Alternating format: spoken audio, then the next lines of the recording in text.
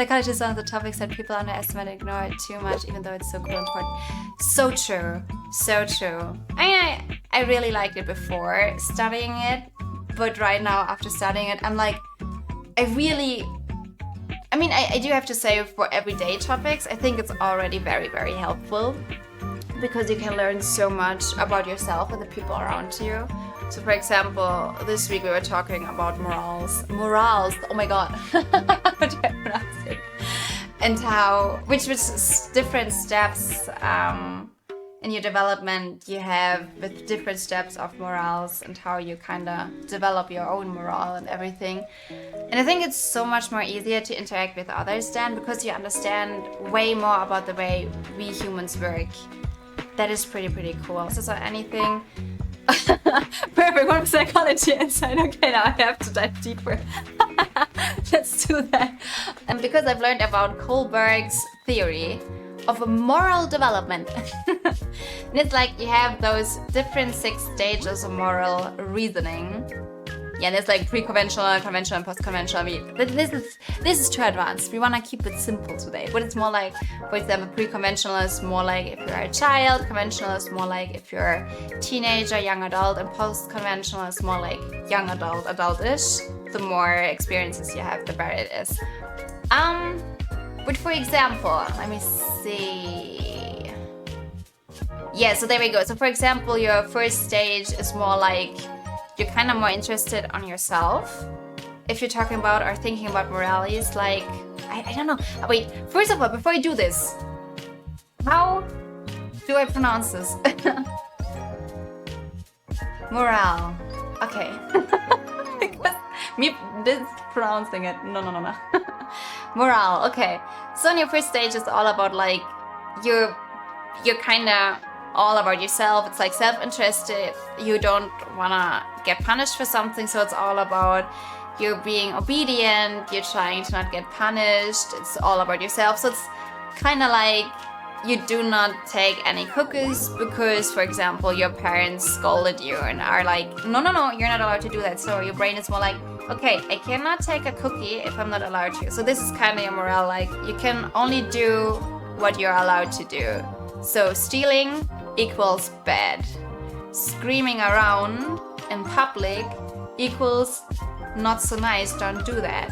So it's pretty simple. And then in the next stage, it's more like you do understand that if you do something, you can get a reward. So for example, kids understand, oh, if I share with a friend, or even, which is quite interesting because the older kids get, the more they only share or share more with their friends rather than strangers. But kids at a really young age, they share just with everybody because they don't really understand, like, they're different groups, which is kind of adorable, not gonna lie. But they're like, I don't know, probably a toddler or something like that. I'm not really sure. This is too advanced for me now. I haven't learned that yet. But so, for example, young kids are more like, okay, so if I share something with you, my parents will praise me because they're like, oh, it's great that you shared something with, I don't know, your brother or your friend or another kid at kindergarten. So they praise you, and maybe you get something back from another kid as well. Because if you share a snack, maybe they will give you a snack tomorrow as well. So you're like, oh, this is great, I like that.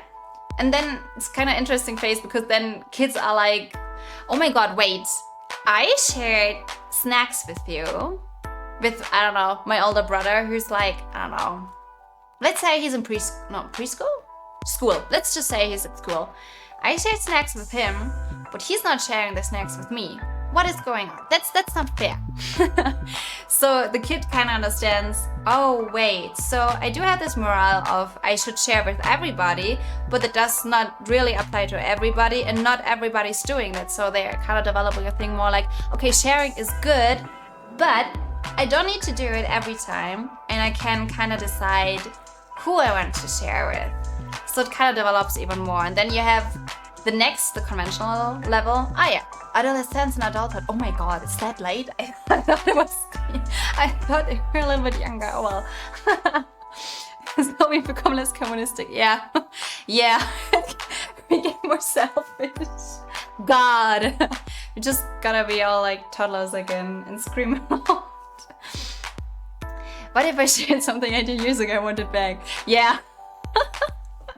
That is actually a good question. I sometimes feel like if it's something like that, it's like, well, feels like it's too long ago now. I mean, then again, sometimes it depends. If it's a book you really enjoy or something that's really important to you, I think you can say you want it back. I'd say. Okay, stage 3. I will try to keep the other things a little bit shorter. So stage 3 is about interpersonal accord and conformity. So it's more like meeting social expectations. So for example, for teenagers, it is more usual to be in groups rather than just, oh no, let's just not say like that, but peer groups really play a very important role in your teenage years. So you kind of try to do things and agree to things that your group is doing as well. So for example, if your group is like, we like to help out at a local community center, you're like, yes, I will also do that because my peers are doing it. It is something that is considered good in my group, so I will do it as well, and I will put it to my morale as well. Because it's like, I do understand that this is good, and someone else who's like, not doing that, like, don't know about your morale, dude. But then again, you get over to stage 4, and then there's more about authority and maintaining social order. So it's more like you really want to follow the laws and maintain social order. So for example, let me think about a good example. Oh yeah, for example, about the stealing. Now it's not about you being afraid that if I steal something, I will get punished because then I have to go to prison. But it's more like, I do not steal because if everybody in society would steal, that would not be a good thing.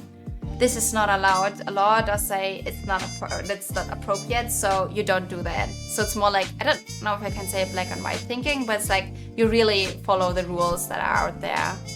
And then after that, and then we have this really long psychology text finished. There's a post-conventional level, so really advanced moral reasoning.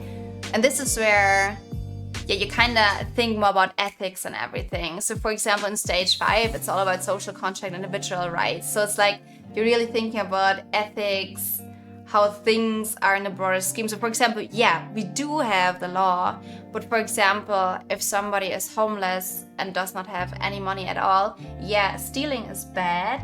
Stealing is not allowed by law, but maybe it is okay if he does steal a small bread which would have been thrown away in the next day or something like that. So you kind of open yourself up more to include more human rights in your own moral system, even though there are legal consequences. You're also like, yes, there is the law, but and then you kind of open it up. And then the last stage, the universal ethic principle. Oh my god.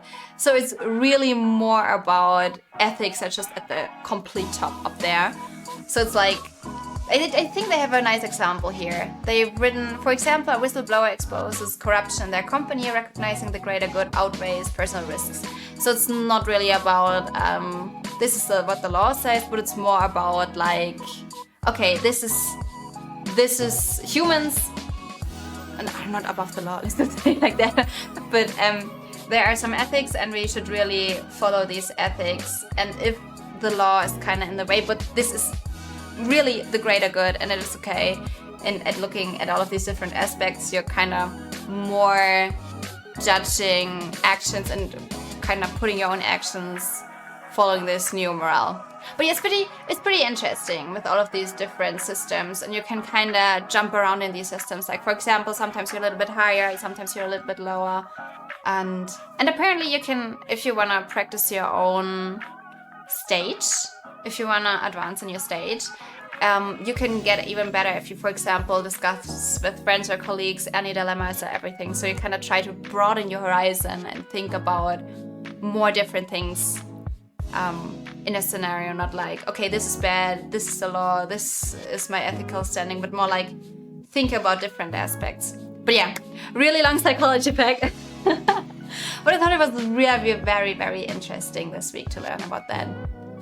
So there you go. Okay, and now back to the game. I'm so sorry. But now we will concentrate back on this. We wanna meet our Grim today. Oh god, and I think maybe we need a third stream as well. But let's see, let's see.